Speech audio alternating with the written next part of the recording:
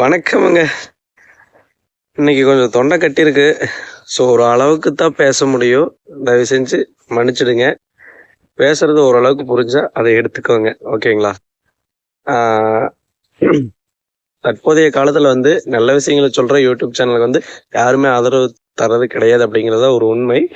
Plus நல்ல வீடியோக்கள் swipe பண்ணி விட்டுட்டு, கொஞ்சம் கவர்ச்சிகரமான வீடியோக்கள் அல்லது தப்பான விஷயங்களை எடுத்து சொல்கிற வீடியோக்கள் தான் அதிகமாக வியூஸ் போகிறதோ அல்லது மக்கள் சப்போர்ட் பண்ணுறதோ அந்த மாதிரி நடந்துகிட்டு இருக்கிற இந்த காலத்தில் இவன் வந்தானாவே கருத்தை சொல்லி கொள்ளுவாண்டா அப்படின்னு தெரிஞ்சிருந்தும் நம்ம சேனலுக்கு தொடர்ந்து சப்போர்ட் பண்ணுற அனைத்து நல்ல உள்ளங்களுக்கும் மீண்டும் மீண்டும் நன்றிகள்.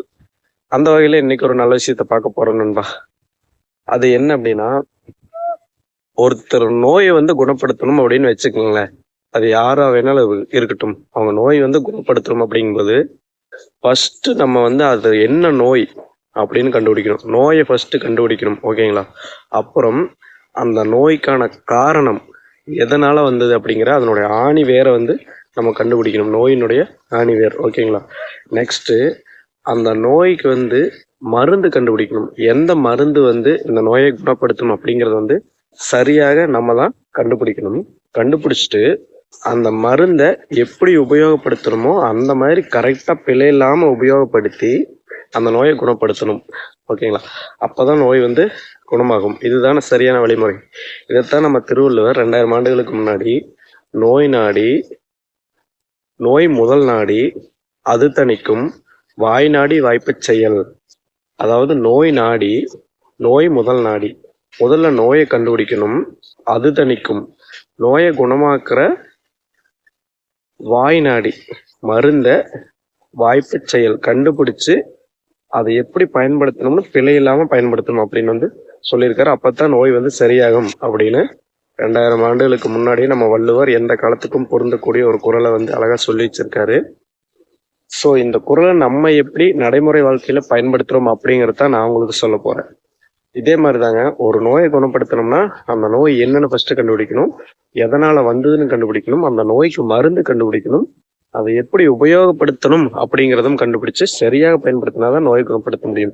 அதே மாதிரி நம்ம வாழ்க்கையில வர்ற பிரச்சனைகள், ஓகேங்களா, நம்ம வாழ்ற வாழ்க்கையில பிரச்சனைகள், மிகப்பெரிய பிரச்சனைகள் வரும், சின்ன பிரச்சனைகள் வரும். அது எதுவாக இருந்தாலும் சரி, எவ்வளவு பெரிய பிரச்சனையாக இருந்தாலும் சரி, அந்த பிரச்சனை எதனால வந்தது ஃபர்ஸ்ட் பிரச்சனையை கண்டுபிடிக்கணும். என்ன பிரச்சனை அப்படின்னு, அந்த பிரச்சனை எதனால வந்தது அப்படின்னு அதனுடைய ஆணி வேரை நம்ம கண்டுபிடிக்கணும். ஓகேங்களா? கண்டுபிடிச்சு அந்த பிரச்சனைக்கு என்ன மருந்து, என்ன தீர்வு அப்படிங்கிறத கண்டுபிடிக்கணும்.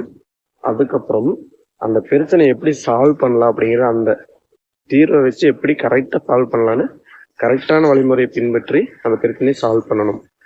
அப்பதான் அந்த பிரச்சனைக்கு தீர்வு நல்ல முறையாக நம்ம வாழ முடியும். ஓகேங்களா?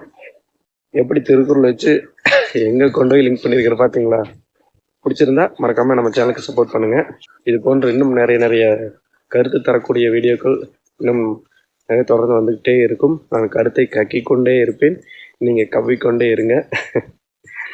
ஓகே நண்பா, இது போன்ற நல்லதை நம்மளால முடிஞ்ச அளவுக்கு எடுத்து சொல்லுவோம். நல்ல வழிமுறைகளை பின்பற்றி நாமும் நல்லதொரு நிலைக்கு உயர்வோம் என்று கேட்டுக்கொண்டு இன்று இத்துடன் இந்த காலநிலையை முடித்துக் கொள்கிறேன். மீண்டும் நல்லதொரு காலநிலை உங்களை சந்திக்கும் வரை நான் உங்கள் நண்பன் வெள்ளக்கோவில் முருகேசன்.